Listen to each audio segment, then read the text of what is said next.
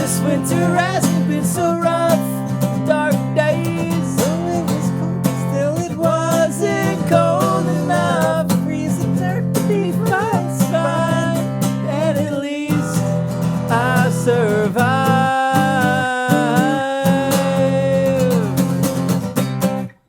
Yeah. That's right. We have had some dark days, but not today. Today is a very bright day. sunny, very bright, very happy, just full of all Very things. joyous. Because it's usually joyous on American Brews and Tunes. Here's a theme song, you know it's not a mean song. It's a good song, just as it should song. American Brews and Tunes. Shibbity beeby dow. Ruff, we're back. That's right. This is episode number 75 of American Brews and Tunes. We're 3/4 of a century old. Wow. My name is Steven Johnston, And my name is Jesse Titus. and we're here for a fun one-off. Yeah. Wow! Who doesn't love a fun one-off? Nobody doesn't love a good one-off. So everybody loves it. Everybody loves it. Yep. Cheers to that. Anyways, last week we had mentioned that we were going to be reviewing Pup's newest album, Morbid Stuff, because we thought last week was episode number 75. It was not. Alas, it was 74. Whoops.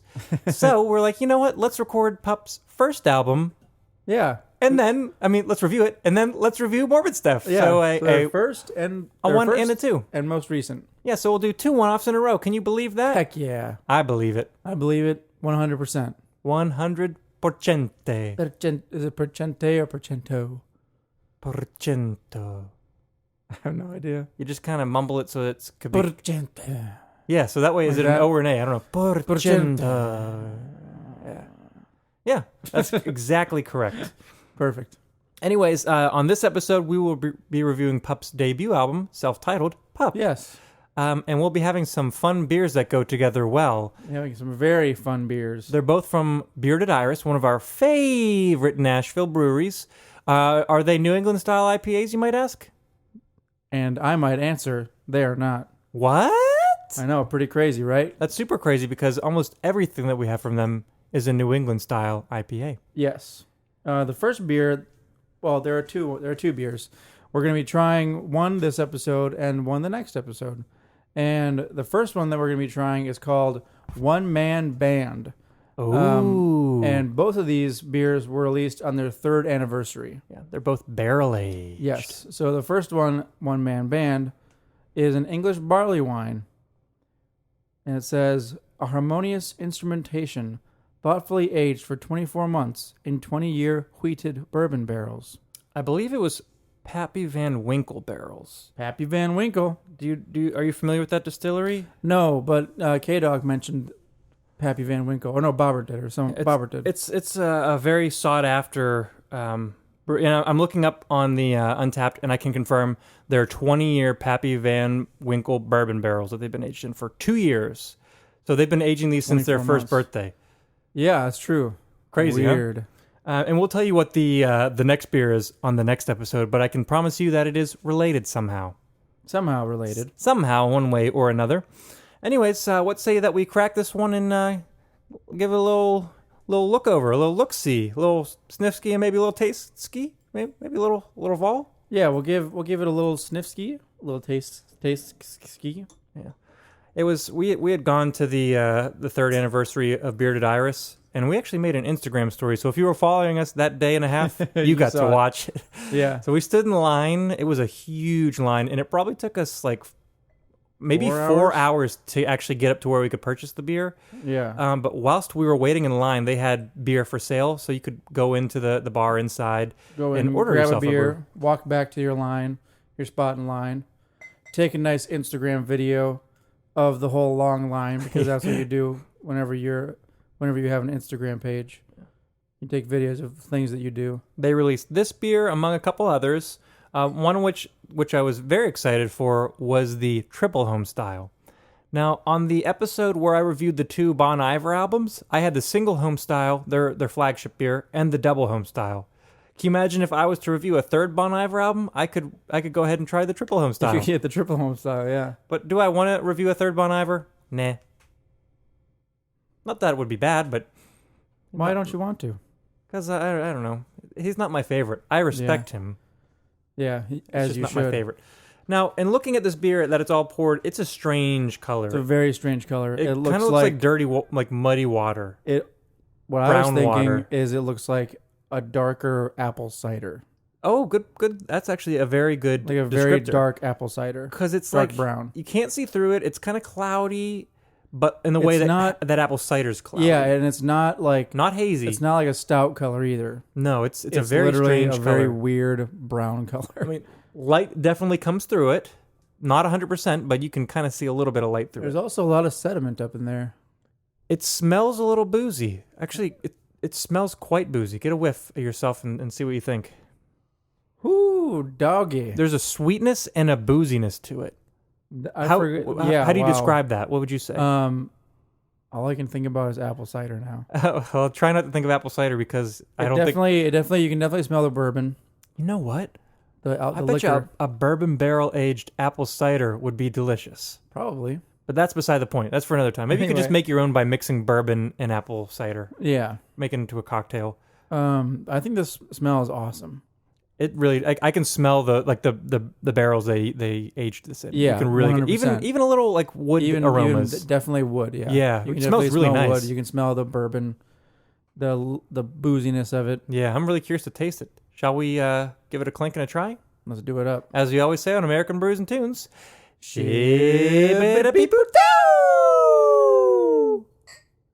down the hatch. Wow. I'm immediately hit with a lot of that wood flavor again. Yeah, 100%. Actually, it's very strong in the wood flavor.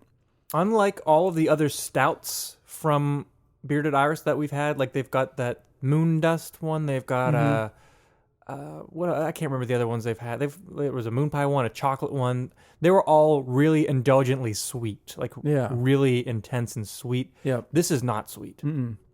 No, it's really not. It's but it's also not like hoppy. It's really smooth. Very smooth. Kind of a little hints of sweet, but I think that's mostly the woodiness of the barrels that it was aged in is kind of giving off a nice little sweetness. I might say that this so far is the perfect catalyst for transferring the bourbon barrel flavor, because Yeah, I would agree. it's not being overpowered by like the chocolatiness or the sweetness or the crazy roasted malts, the roasty malties. I'm really just tasting that barrel. It's like I stuck my head in a bourbon barrel and licked the wood. Yeah, pretty much. Except I'm not getting splinters this time. This is very good. Very potent, very complex. Did you lick a barrel before? No, I don't know why I said again. What's the booze Not content this on time. here? 10%. Oh, so it's up there, but it's not the highest booze content we've ever encountered. Nope, but it has definitely broken that double digit threshold. It 100% has. Just barely, but it's there. Pretty good though. Real tasty, kind of raisiny as well. A little raisin. There's a little bit of the dark raisin, fruit. Yeah, That's dark probably fruit. where the barley wine's getting in there, but it's Yeah. this is great. I'm really happy that it's not super sweet because that almost takes away from the bourbon barrel flavors. Yeah, that's a good point. So bourbon's already naturally has a sweetness from the charred oak barrels. Mm-hmm. That's what gives it the sweetness. That and the corn. So if you're already adding sweetness from a sweet stout over top of that, it can Kind of dilute masks it a little bit. So this is perfect for it. Very, very tasty. Shall we dive into the pup? Yes. Let's talk about their self-titled album. Yes, let's. This came out in 2013, but it was re-released in the U.S. in 2014. It was it was on a Canadian label, I believe, in 2013. And Okay. I think Side One Dummy picked it up and released it in 2014 Interesting. in the U.S. That's pretty cute. It happens from time to time. And we had reviewed The Dream Is Over, Pup's second album, on this podcast before. So if you Yes. ever want to check that out, I mean, I don't want to toot our own horns, but we reviewed the heck out of that. You know what I'm saying? Yeah, I mean they have 3 albums and they're all fantastic. They are. What would you classify them as? I would say Canadian garage punk rock. I would agree with you that they're more not just straight punk. They're Yeah, they got elements kind of elements of like weird like punk. timing things, like that's a little progressive influence there. progressive and Poppy melodies. little, really poppy, catchy melodies. I don't want to say lo-fi, but it's kind of gritty sounding. Yeah, it's not polished at all. No, but it's which great. I like. They were just some fun facts into their backstory. Okay. And this might come up later. I don't know. But they were originally called Topanga. Oh, really? After Yes. the one Boy Meets World? It was definitely off Lady? Boy Meets World, yeah. But they changed their name after they started writing songs and it went in a little bit more heavy progression. They thought Yeah. that the name didn't really suit that. It's Pup. That would be weird if they were Topanga. And Yeah. do you know what PUP stands for? People under pressure. Pathetic use of potential. I Hmm. believe one of the members' grandmother used to say that. Really? Pup? And so They they pup? PUP, or they would say pathetic use of potential. So they just Oh, they so just it's like abbreviated it. it's actually not just like, oh, hello there, little puppy. No, definitely not. Well, maybe, I don't know. But anyways, this is a fantastic debut, and they grew in popularity really quick. Really quick. They jumped on some really good tours. Like they were with the Menzingers for, Yeah. I think their first year they played I don't know, a couple hundred dates. They were touring extensively for a few years. Like I remember when this came out in the U.S. Do you remember? I can't remember. Jason. He worked at Geneva, my mom's office. Yeah. Jason Pinella, that's his last name. Yeah. I remember I had heard their stuff before, and because it was recommended all over the internet, Yeah. and I was like, it's not bad. And then he's like, have you heard of PUP? I feel like you would like them. I was like, I've heard some stuff, and then I delved into their music after that. And And I then was you like, they're were great. like, oh my gosh. Then I loved them. Yeah. Well, anyways, shall we give this the good Brews and Tunes look-see? Good Brews and Tunes Dive try. in track by track. Yeah. Let's do it up. See, You have what's it called? Ratings? I've got ratings and recommendations. Oh. The first song, which is called Guilt Trip, is my first Guilt recommendation, and Yeah. I gave it the rating of Coonhound. Coonhound. That's a good dog. It's a good dog. That's because Stanley's a coonhound. Yeah. Stanley's pretty cool. He's crazy. He's not even a year old yet. No. 8 months. He's 8 months? He's still full-fledged pup. Yeah, he is. Crazy dog. Still growing. Anyhow, this is a fantastic intro to the album and Yeah, pup I sound agree. in general. Mm-hmm. Um, Yeah, like the really like melodic, riffy guitar lines that are like, kind of in a weird time. weird time. So Weird timing.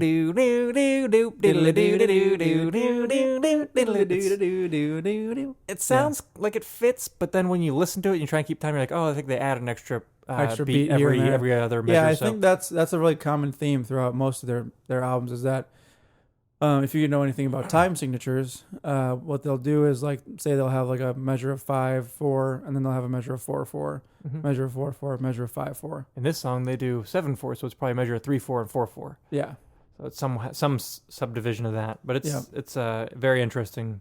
Makes the songs stand out a little bit more, I think. yeah, it definitely does. And they don't really go overboard with it either. No, they keep it light. it's And then always very simple. once the verse kicks in, it's usually back to common time 4/4. Yeah, back to 4/4, And then or it- 3/4 or something like It that. changes sporadically throughout the song. Yeah, Apart from the technicality of those time signature switches, super catchy, like we said.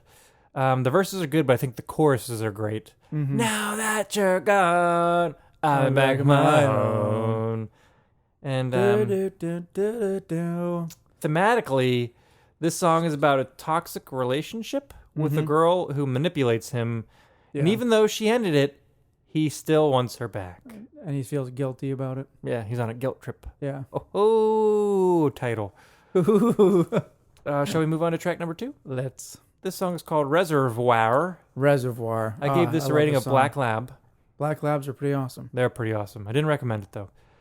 This was the big single from the album. They pushed Was it this one really? quite. I think this was the first song I heard from them. Huh. Yeah, I heard it on one of those punk news. I wouldn't. Internet things. I wouldn't think that this would be like the one that they would push. This was, believe it or Interesting. not. It's definitely a live staple at their show. Yeah, every single They're show. gonna play it every show. Oh, this beer's good. Yeah, it really is. I was just thinking about what I was saying, and I was like, I was tasting it on my taste buds. I was like, wow. Your taste buds were applauding. My taste buds were overriding my brain. Like I was thinking, trying to say the words that I wanted to say, but my brain was But then thinking, your brain was like, delicious. Wait a second. It's just so good. It does. It just tastes amazing. Yeah. Anyways, Reservoir. Reservoir. More aggressive sounding than the intros, the first yeah, song. a lot more screaming. Yeah, definitely. Or It's a like- certified rager, I would say. Yes.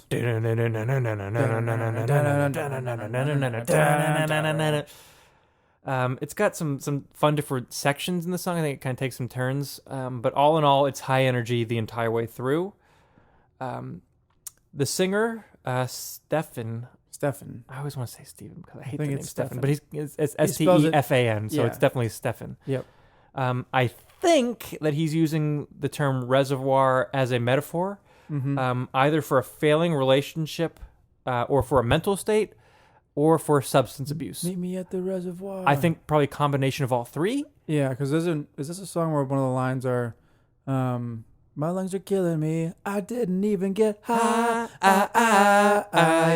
Yeah, it definitely He's is. like talking about, like bad habits, and then he's like keeps saying like, meet me at the reservoir.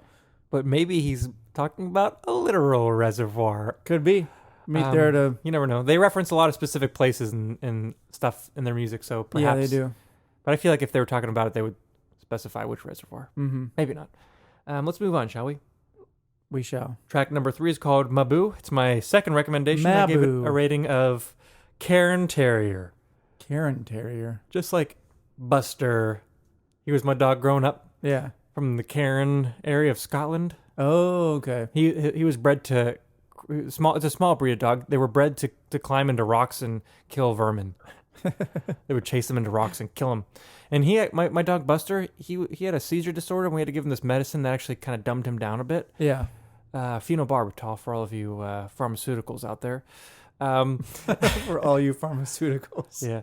Yeah, but we called him a simple dog. He's a simple He dog. really was. That's a nice way to put it. Yeah. And he wasn't very bright. He loved food, but when there was like a mole or a vole in our yard, He went crazy. something clicked in his eyes. Yeah. And he no longer was that simple dog, but he was on a mission. His tail would go rigid, and he would pounce on them, Yeah. put them in his mouth, and crunch them until they were dead, and then drop them and run away like it was no big deal. It was like we watched and we're like, "What the heck? He's good for something." It was so bred into him that was just, it was crazy. Yeah, I mean that's what the breeding does. Yeah. But anyways, Cairn Terriers are ready. I gave Maboo because I love those dogs. Maboo. Maboo. This is one of the catchiest songs on the album, I think. Yeah, Not the definitely. catchiest. I think that one's a little later, but this is one of the catchiest. Mm-hmm. From the guitar riffs to the vocal melodies. This song is a literal tribute to Stefan's car, Maboo. It was a Toyota Camry, which he no longer has, and he dearly misses. Mm-hmm. Did you watch the music video? No. I was dropping you some clues to watch a music video earlier this week. I was like, No, I you didn't. should watch the Maboo music video. It's great. What happens in it? Let me tell you. At the very beginning of the video, they talk about his car, how it's not doing so well. And so I think they break out the windows and they replace them, and then they repaint it a whole bunch of times, and they're just like kind of screwing around with it. And then they take it to a demolition derby. Oh, really? And not like a fake demolition derby for the music video. It was a legit demolition derby. Really? And it's getting destroyed. And Oh my God. to his credit, Stefan came in second place. He got Wow. a trophy for it. Wow, that's pretty cool. It was pretty hilarious. But then it ends maybe like 3/4 of the way through the song after he loses. Yeah. Comes in second, whatever you want to call it. And they hold a funeral for it. And the music never comes back. For the car. Yeah. And then there's like at the very end, it's like shows a picture of the car and says like whatever year to 2014. That's so funny. It's a really hilarious video, and they're famous for their videos. We'll touch upon that next episode as well. But this song is just so catchy. I need an engine that runs. This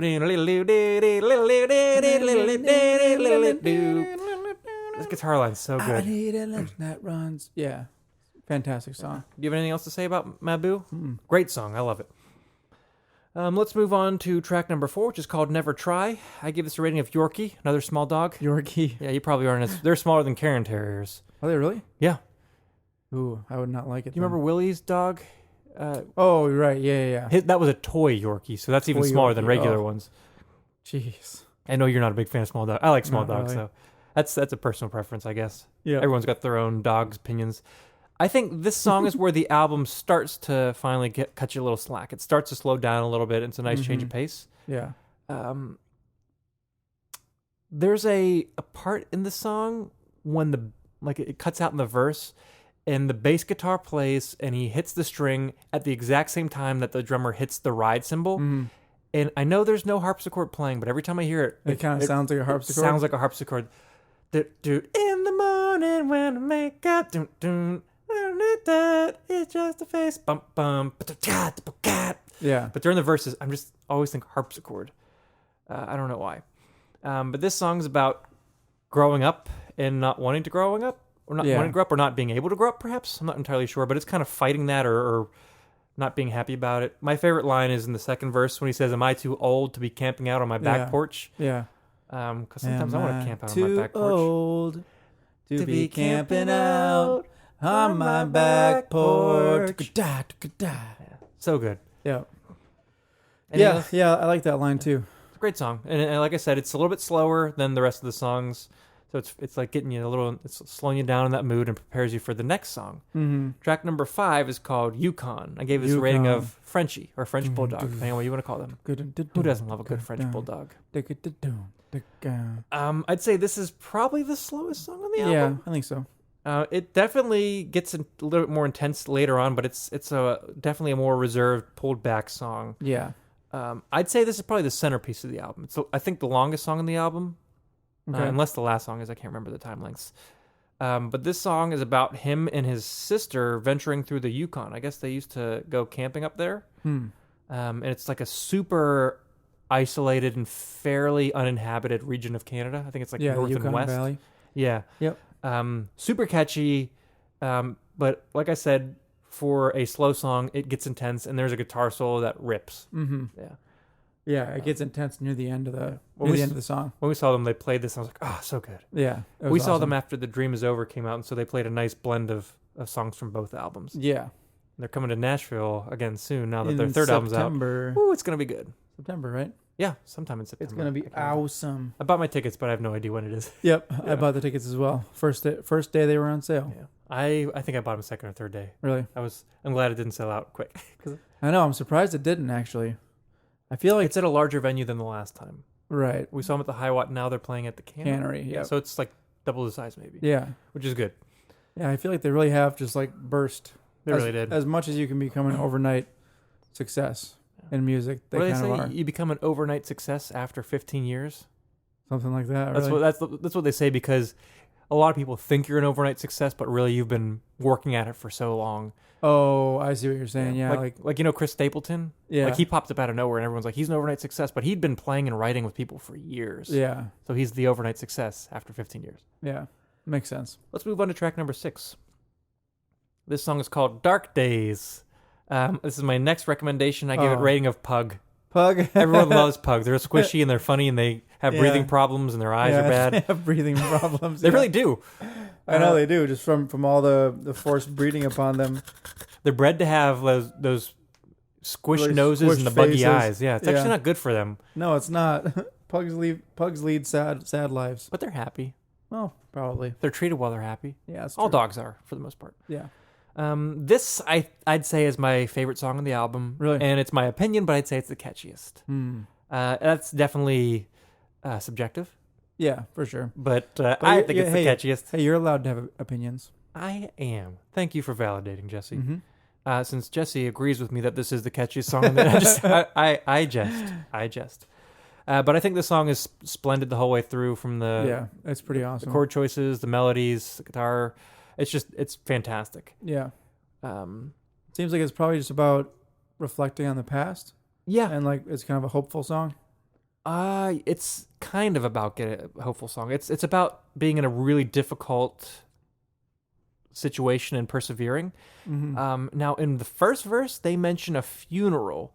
Like he's talking about someone, I think, going into, I can't remember the exact words, but he says something about being at the funeral. Yeah. And so I'm assuming somebody's passed away that he was really close to. yeah. And he's had some dark days. He's in the thick of it now. Mm-hmm. But he's trying to persevere because he'll survive. At least I'll Yeah. survive. So I think it's just him saying, like, we've had some dark days. We're in the dark days right now, Yeah. but we'll get through it.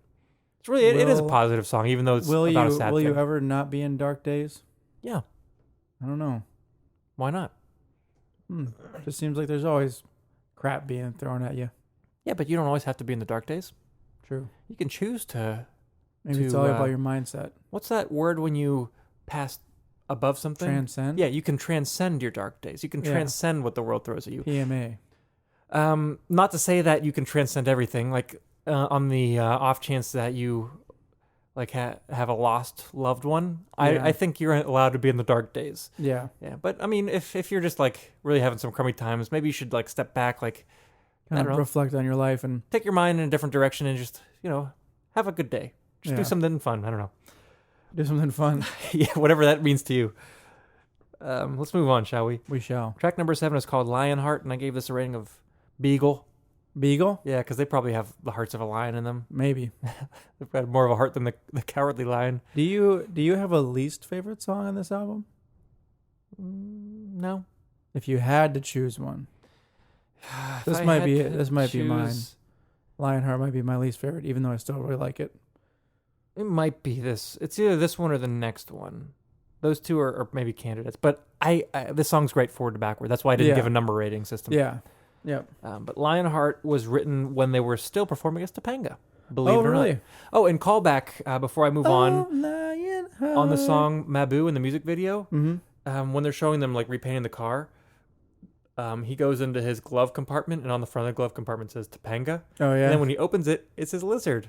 Do you remember? Oh, There's yeah. that song on the second album that has his lizard in it who passed away. yeah. So it's a nice little reference to him. That's pretty funny. But anyways, Lionheart was written while they were Topanga, but obviously they carried it over. There's a lot of AAs and woes and ba-da-bap, ba-da-bap-bap-bap. Yeah. Oh, Lionheart. Ba-da-da-ba-ba. Great sing-along, I guess. If they're playing it live, you can really sing along.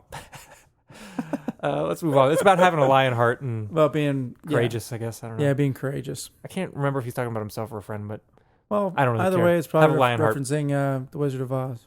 or Courage, Cowardly Lion. Courage the Cowardly Dog. Dog, yeah.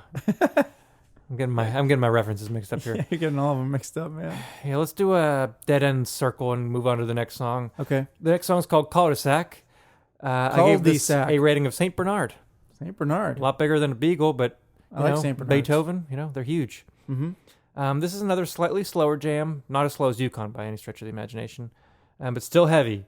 This song's about a failed relationship, but I love at the very end of the chorus when he does the woes.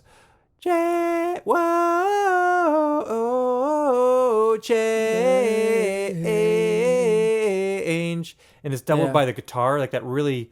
I don't even know what tones on that guitar, but it sounds so good. Yeah, it's like it's overdriven, but Like not metallic-y, but it's just like it's a really good tone. I don't know how to Yeah. describe it. You got to listen, but great song. It's fun to sing along to. definitely. Moving on to track number 9, which is the penultimate track. It's called Back Against the Wall. I gave this a rating of Border Collie. Border Great Collie. dog's very smart. Hmm. The speed and intensity is definitely back from the last song. I like Yeah. the O's, another great sing along, but I don't really have anything else to say about it. It's more intense. Now you're coming, gotta back against the wall. Deep, Yeah. deep, deep, deep, deep, deep, neep, neep, neep, neep, neep. Mm. It's a good song. Yeah. Whoa, whoa. I just love the woes. I love all woes. No Effects has a fun song about woes called "Woe on the Woes." Whoa on the They're woes. saying there's too many woes. Yeah, We too don't need many any more woes. woes. Let's move on to the last song. It's called "Factories," and I gave this a rating of Cocker Factories. Spaniel. This is a good song too. This is a good one.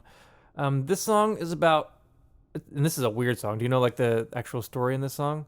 Yeah, isn't it? It's about some guy who is like put on trial for something Yeah, and Murder? at the end, or something like it's that. about this guy who like he's found out that his significant other's been cheating on him. Yeah. Like, you've been with another man. Remember that line? Mm-hmm. And so he plans on killing her, and he does so. Yep. And he like throws her under the bridge, and he knows that he'll be hanged for it. But she got what, like he says that she got what she deserved, and so he'll what get goes what around comes goes around comes around. So he's gonna get what he deserves as well. Yep. So it's a really interesting, kind of crazy story. Yeah, they have a lot of not a lot of songs like that, but like at least like one song on each album is like a story, and Maybe I'm a jealous it's man. definitely not a real story. It's like a fictitious story. I hope it's not I real. hope. Otherwise, they're in some trouble. Yeah. But the song ends like you think it's over, and then like this unrelated sounding thing comes in, and it's just a rager of an outro. Yeah. Like super intense, super heavy, super fast. Like they should like end every show with it. It's so intense, or start every show. I don't know, but it's a super something awesome with it, outro yeah. that has nothing to do with the actual song, but they just like throw it in there, and you're like, what the heck? Yeah, This you're is just like, awesome. huh? Like I imagine myself punching a wall to this, or like taking a sledgehammer to a car, or like putting my head through a TV. I just want to like Putting your head through a TV. rage to it. I just want to. Just want to kick. I just want to Kick something. put my knee through a styrofoam wall. It'll look That awesome. actually- It won't hurt. That would be really fun, actually. It would be like a whole wall. Yeah, I just just want to imagine. jump through it head first. You, like a, you, do you remember missile. that? Do you remember that one game? That one game show? It's a game show where that like big old styrofoam wall is coming towards these people, and there's like a pose that they have to do. Oh, to fit into it? Yeah, to fit into it. I don't remember that, but it sounds vaguely familiar. That's what Oh, that's what I think you kicking remember. through a styrofoam wall made me think of.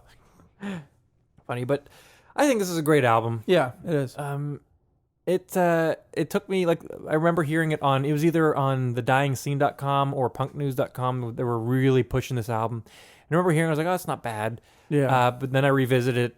I don't know, a month later, and I listened to it a couple times. Like, this is fantastic. Yeah, I remember So- I remember when you showed me or told me to listen to it, and I did, and I was like, "Oh my gosh!" It's even if it's not your style, give it a couple listens. I think you'll really Yeah, enjoy it. They write really really catchy music. Yeah, and their live show's fun. Yeah, for sure. Anything else to say about this beer? It stayed fantastic in my opinion. Yeah, it really has. The flavors were already, I think, there when we tasted it. That wood flavor's still there. That a little bit of that dark fruit, even though it's not as like powerful it on the dark seems- fruit flavors, and it doesn't taste as boozy as a lot of other barley wines I've had. No, it definitely doesn't. It But smells more boozy than it tastes. yeah, it the smell has stayed the same. The taste has also stayed the same. Still wood-like, fantastic. still bourbony, Yep, delicious, very complex. very nice. What say that we give our cheers, sign off. Let's. As we always say on American Brews and Tunes,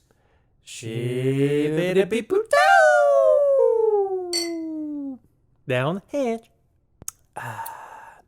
Before I say goodbye, though, be sure to listen in next week when we have the part 2, in which we will review Morbid Stuff, the third album from Pup, Yes. and we will have another related beer from Bearded Iris. Ooh. If you have any album recommendations, feel free to reach out, or if you just want to say hi or have questions, concerns, whatever, just reach out. We're on social medias. If you look up American Brews and Tunes, you'll find us. Or you can email us, brewsandtunespodcast.com.